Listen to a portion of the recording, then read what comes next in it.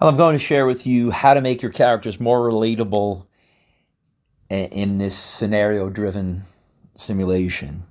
How do you connect with them emotionally? Make the story become something that is more memorable for them. It also helps them want to finish the activity, finish the experience to see how it'll turn out. And another bonus is it will add to this interactive story that we're crafting. It will actually help the learner make the decisions more difficult for the player because they'll be making them in the context of that character. And that makes it even better and more immersive experience.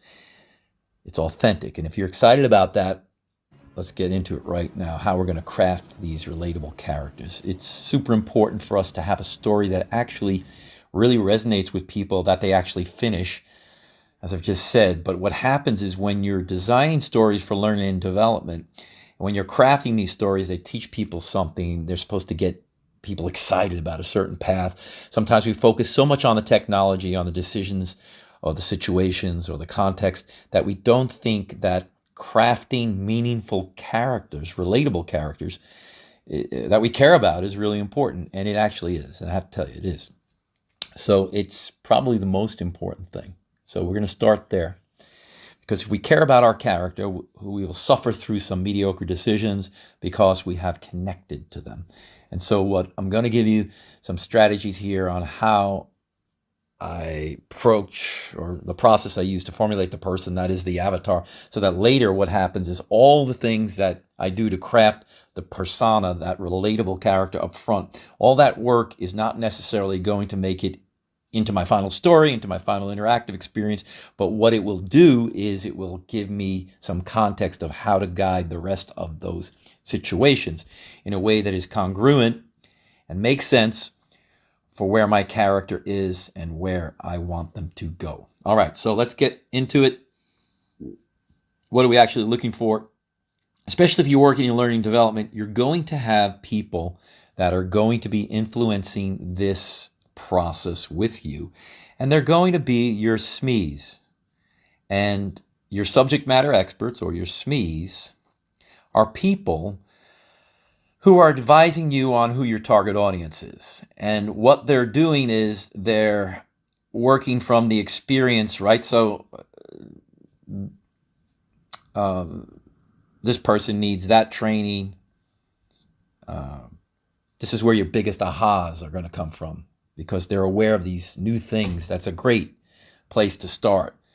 But you cannot finish your development of your character for your interactive story here.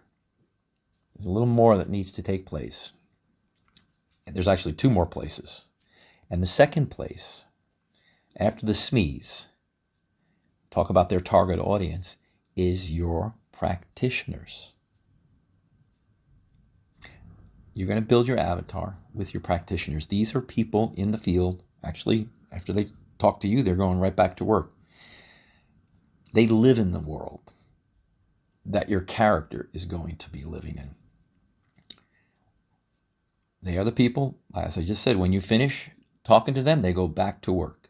And they are doing exactly the kind of work that maybe the person in your story is doing.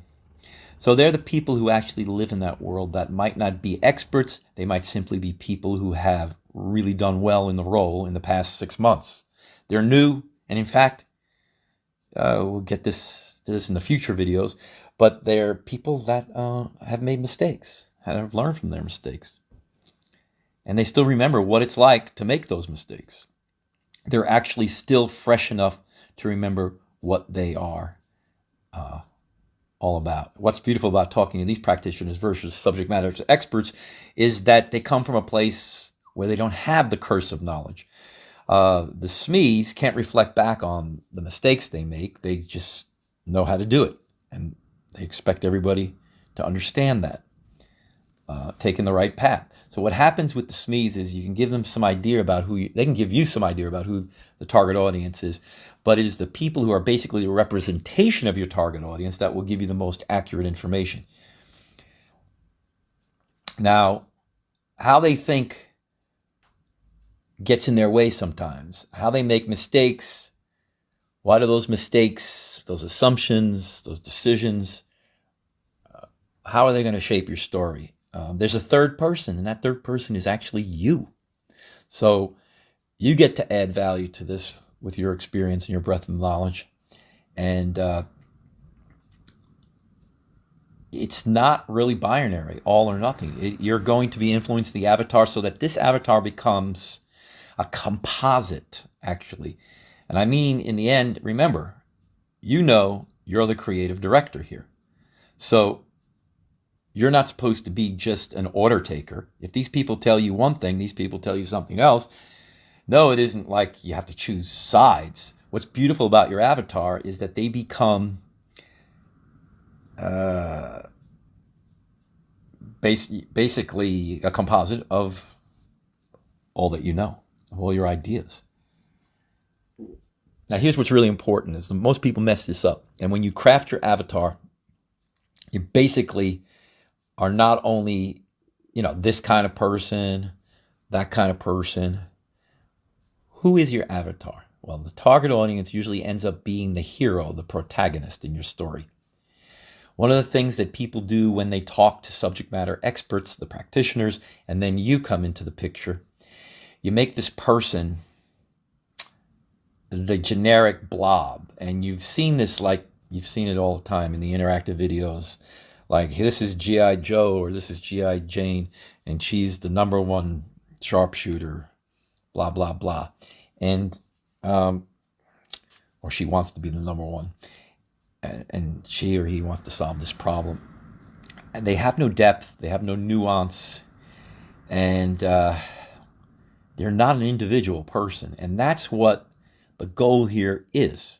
That even though you're putting together a composite of, all these people from all these conversations you've had about these people, what it really influences is not mushing into one giant blob. What you're going to do is create a nuanced character. And be very judicious about pruning that person down to an individual. One individual, one of many. I know a lot of people say this, like, how can this story work? How can it resonate with everybody? Because not everybody is going to be, Patrick or Danny or Sally. And you have to name your avatar, by the way, because people have names. And people don't exist who don't have names, right? So if it's a nickname like Ed, then let it be. One of the things that happens is we think that we have to make Ed a mashup of all the pieces so that everybody in the world will be able to relate to them. And that's not how character development works. So character development works in a way that happens, you create a distinct person.